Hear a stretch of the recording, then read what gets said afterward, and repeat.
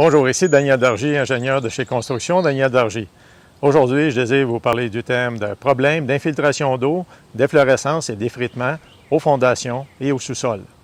Donc, il s'agit d'une cliente qui possède la maison que vous voyez ici à l'arrière, qui a des problèmes d'infiltration d'eau, surtout lorsqu'il y a de fortes pluies. Et aussi, elle a noté sur certains endroits sur la fondation à l'extérieur de l'effritement sérieux. Donc, elle me demande de venir pour lui donner des conseils à savoir quoi faire pour résoudre la situation.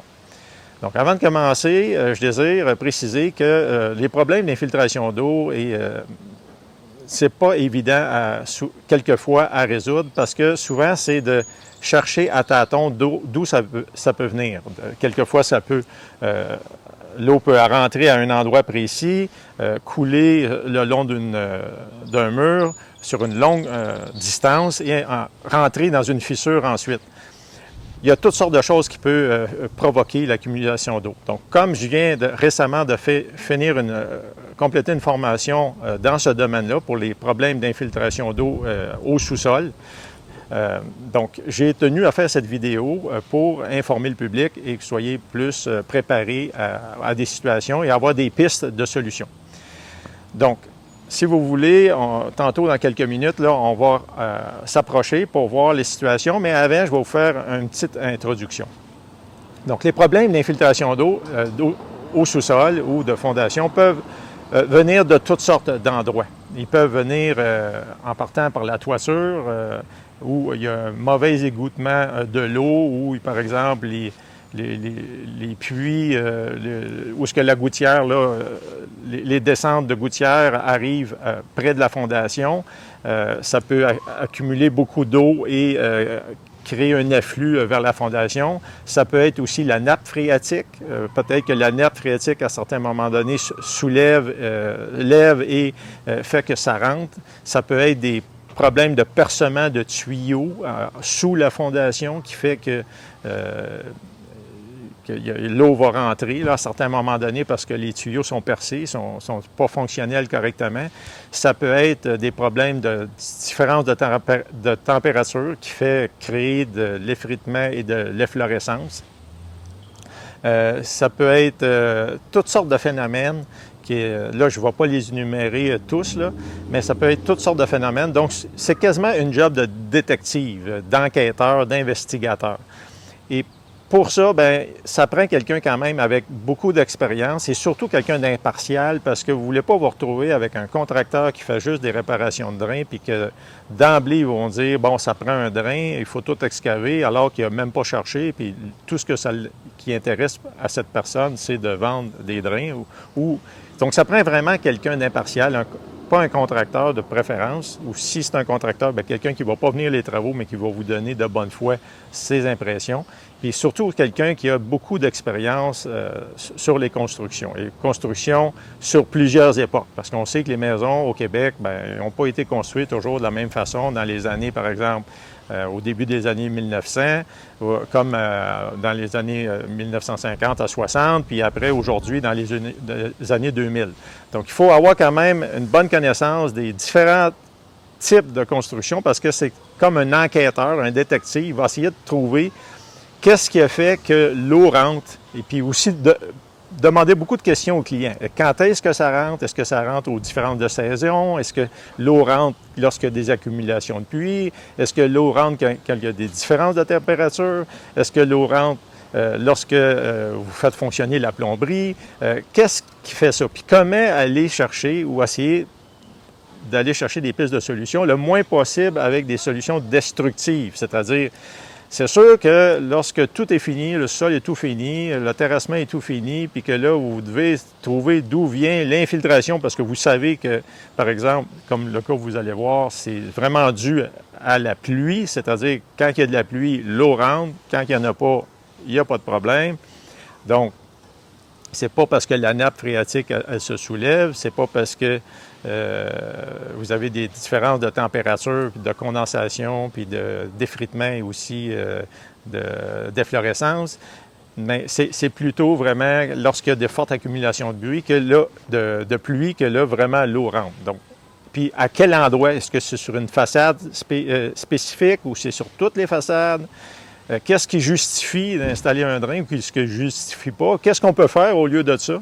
Donc, quel est... c'est comme un job de détective, d'enquêteur. Qu'est-ce qui peut... Donc ça, c'est vraiment poser des questions. Donc, si vous voulez, on va rentrer à l'intérieur, puis pour le cas spécifique, on va regarder, premièrement, regarder toutes les situations, puis après, on va essayer de faire une analyse puis des recommandations. Puis moi, je le dis toujours, c'est toujours des recommandations avec des possibilités de solutions. C'est très difficile d'arriver et de dire exactement c'est ça, à moins de voir exactement qu'il y a une fissure dans la fondation. À l'étape où on est, souvent, bon, on n'est pas à cette étape-là. C'est plus des étapes où on fait une enquête.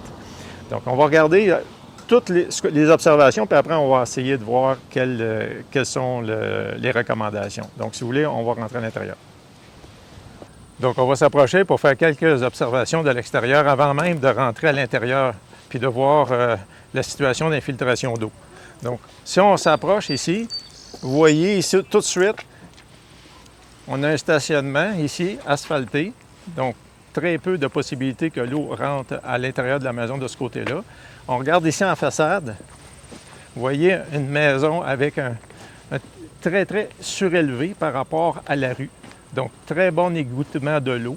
L'eau ne reste pas en haut vers la maison, mais elle s'égoutte bien de l'extérieur. Donc, ce n'est pas une question de pente. Ce n'est pas non plus un problème d'accroissement de l'eau par le stationnement. Et on va regarder les gouttières maintenant.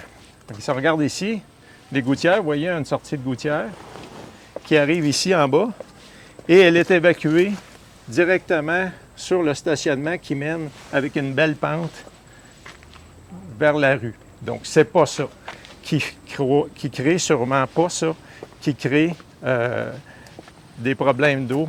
Maintenant, on va s'éloigner un petit peu de la maison. On regarde le voisin. Si vous regardez bien le voisin, là, vous voyez là, sur la façade ici du voisin, les deux toitures, celle du voisin et celle ici, là, ils ont été faites en même temps probablement parce que vous voyez à peu près l'âge de la toiture, à peu près la même chose. Par contre, vous voyez sur cette façade-là, ici, du voisin, le bardeau est très, très, très endommagé. Ce qui n'est pas le cas de la toiture ici, de la maison en question qu'on veut regarder. Donc, il semble avoir une question de vent dominant. Les vents dominants qui viennent de cette section-là. Moi, je ne me suis pas encore approché de la maison, puis je vois tout de suite qu'il doit y avoir des vents ici qui viennent dans cette direction-là, puis qui attaquent plus cette façade-là. On va se rapprocher pour voir d'autres situations que m'a montré la cliente. On va se rapprocher. Moi, je fais des observations comme ça. Là. On n'est pas rentré encore. Je n'ai même pas encore parlé à la cliente. Je fais la même procédure que j'ai fait quand je suis arrivé. On regarde ici. Vous voyez, ici, aucun effritement sur la fondation. La fondation est très belle sur cette façade-là, parfaitement. Il n'y a aucun problème de maçonnerie. Il n'y a pas de lézard, pas de fissure, pas de problème. On regarde ici en bas ici. Par contre, on a un petit endommagement de la fondation, là, puis qu'on voit que le châssis est très, très, très au niveau du sol. Donc, il peut y avoir de la neige, puis de l'eau qui peuvent rentrer par là. C'est une possibilité, mais encore là, je vous fais la même observation que j'ai faite lorsque je suis arrivé. Juste observer sans parler encore à la cliente. Donc, on s'éloigne. Vous voyez ici, le châssis, là, il n'y a pas de margelle, il est très, très au niveau du sol. Ce n'est pas l'idéal, mais on va rentrer à l'intérieur, puis je vais vous dire ce que la cliente me dit. Mais on va continuer notre exploration à l'extérieur, puis je vais aller vers la cour, puis je vais vous montrer d'autres choses. Donc, on voit le gazon ici, beaucoup de végétation, un petit peu un manque d'entretien, puis on va aller à côté où la cliente m'a mentionné des problèmes d'effritement. Donc ici, je me rapproche.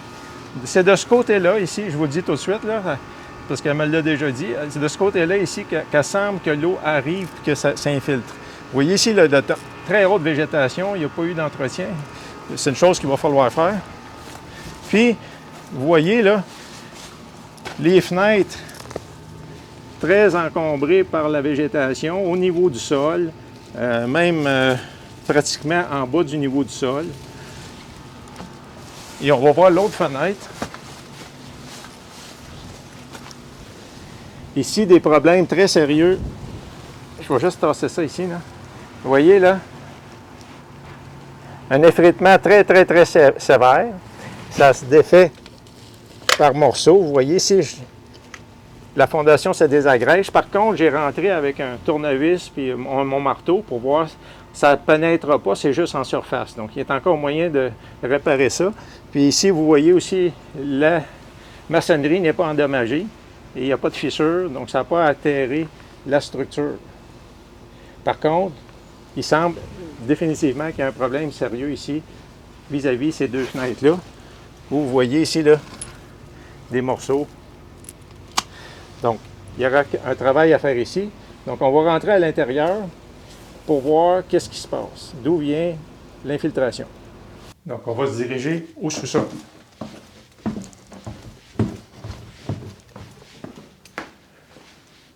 Donc, vous voyez ici le sous-sol qui a été refait il n'y a pas longtemps parce qu'il y avait pour une autre raison. Il y avait eu un refoulement d'eau l'année passée. Les assurances ont payé les réparations. Il a fallu refaire tout le sous-sol parce qu'il y avait eu un refoulement d'eau. Mais ça n'a pas rapport avec notre situation à nous. Malheureusement, tout le sol avait déjà été tout refait et maintenant, il y a d'autres situations d'eau encore. Donc, on regarde les deux fenêtres en question. Vous voyez ici, là, ils sont très brunis. Les murs sont finis. Je n'ai pas ouvert les murs pour voir à l'extérieur. Il y a de très fortes possibilités. Puis elle me dit aussi, excusez-moi en passant, elle me dit, la cliente, que lorsqu'il y a de fortes pluies, il y a un écoulement d'eau qui vient vraisemblablement sur le plancher, puis qui se ramasse ici dans la partie basse, parce que c'est directement sur la dalle. Il se ramasse ici, en bas. Ça fait comme une flaque d'eau.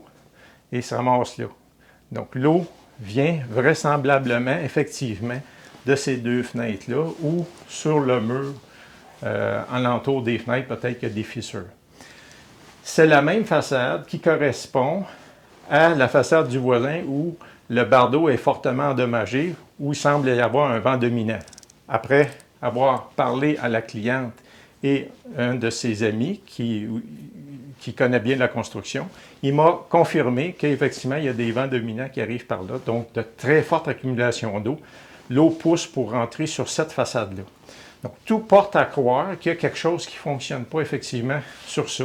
Ce n'est pas à cause des transferts différents de température puis d'humidité ou encore de problèmes comme ça sur la fondation. C'est sûrement à cause quelque chose de relié à l'accumulation d'eau et sur cette façade-là. Donc ça, dirige un peu comme un détective, un enquêteur, notre recherche. Maintenant, malheureusement, comme j'ai dit avec la cliente, on ne peut pas deviner sans regarder. Donc, il va falloir faire ou bien une excavation de l'extérieur ou défaire de l'intérieur. Pour l'instant, moi, j'ai suggéré plutôt d'y aller de l'extérieur parce que c'est préférable de boucher les fissures si c'était le cas ou d'installer une membrane ou faire d'autres opérations de l'extérieur. Pour question du drain, la maison ici, on m'a confirmé qu'elle n'en a pas. Les voisins non plus. Personne ici dans le voisinage n'a de drain. La maison a été bâtie dans les années 50, 60. Donc, ça ne semble pas être un problème dans le sens que personne n'a des problèmes d'accumulation d'eau. Il y a juste elle et c'est dans les moments de pluie. Donc, c'est sûrement... puis aussi, les pentes de terrain sont excellentes. Il envoie l'eau vers l'extérieur. Ce n'est pas un problème de gouttière. L'eau est envoyée à l'extérieur. Donc, tout porte à croire qu'il y a quelque chose à résoudre dans ce cas-là.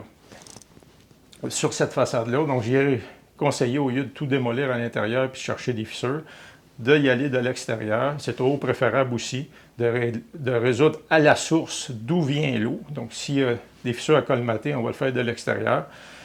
Rajouter assez de gravier, en tout cas, toute une chose. Je ne vais pas rentrer dans le détail de comment réparer, là, mais c'est ni plus ni moins ce travail-là, d'enquête-là, que vous devez faire avec un spécialiste impartial, pas quelqu'un qui va vous suggérer d'installer tout de suite des drains ou pour d'autres raisons des pieux ou X raisons de faire telle ou telle opération parce qu'il il vend ça, puis que lui, cet entrepreneur-là, veut absolument faire ces travaux-là. Puis ce qu'il veut, ben, c'est plutôt une commission si c'est un vendeur ou encore un contracteur d'avoir la job. Donc, essayez de trouver quelqu'un d'impartial, quelqu'un qui connaît bien la construction sur les différentes époques, qui va faire une analyse avec vous, puis qui va vous aider à cheminer, à essayer de trouver des pistes de solutions. Je dis toujours des pistes de solutions parce qu'il n'y a jamais de certitude à 100%. On essaie toujours de faire le mieux pour que le client paie le moins, aille cibler le problème, puis résoudre ça à la source. Il ne faut pas oublier aussi que dans ce processus d'enquête-là, il y a toujours la personne aussi qu'il faut s'occuper. On n'en parle jamais assez, puis même on n'en parle souvent pas. Souvent, des gens se disent « Ah, moi, je suis un spécialiste en construction, je suis un bon inspecteur, on va trouver la cause, tout ça. » Puis ils oublient de penser qu'en arrière de ça, il y a un prix, il y a des budgets, il y a une stratégie d'investissement. Donc, moi, j'ai cette conversation-là avec les clients. Est-ce que vous allez penser rester ici longtemps? Est-ce que c'est 1 an ou 2? Est-ce que ça vaut la peine d'investir, faire tous ces travaux-là, sachant que vous allez les revendre? Et si vous allez revendre, vous allez peut-être être responsable des travaux que vous allez faire vis-à-vis votre futur acheteur. Deuxièmement, psychologiquement, est-ce que vous êtes prêt? Est-ce que c'est quelque chose qui vous nuit, qui vous empêche de dormir? Est-ce que vous voulez absolument le résoudre? Est-ce que ça nuit? Est-ce que c'est quelque chose qui est inconfortable à votre situation? C'est sûr qu'avoir une flaque d'eau là, quand il pleut continuellement dans le sol, c'est pas quelque chose d'agréable. Donc, on pense tout de suite dans ce cas-ci à le résoudre. Mais dans d'autres situations, c'est pas le cas. C'est juste un petit peu d'efflorescence. Est-ce que ça vaut la peine de faire des gros travaux majeurs d'excavation, de drain, d'isolation et toutes sortes de choses? Donc, pensez budget, puis pensez aussi personne, stratégie d'investissement. Est-ce que c'est toutes des choses qu'il faut envisager dans l'approche, dans l'inspection? Donc, c'est des choses à penser, puis je pense que j'encourage les autres inspecteurs, les autres personnes qui font à avoir cette attitude-là, de penser aussi à la personne. Donc, ceci a été ma présentation sur le thème de problèmes d'infiltration d'eau, d'efflorescence et d'effritement aux fondations et au sous-sol. N'hésitez pas à me contacter pour avoir des conseils, des recommandations, pour faire une inspection, puis regarder d'une façon impartiale quelles peuvent être les causes et aussi comment résoudre de façon le plus progressive, le plus raisonnable possible vos problèmes en rapport à l'infiltration d'eau, d'efflorescence et d'effritement aux fondations et au sous-sol. Merci et à la prochaine.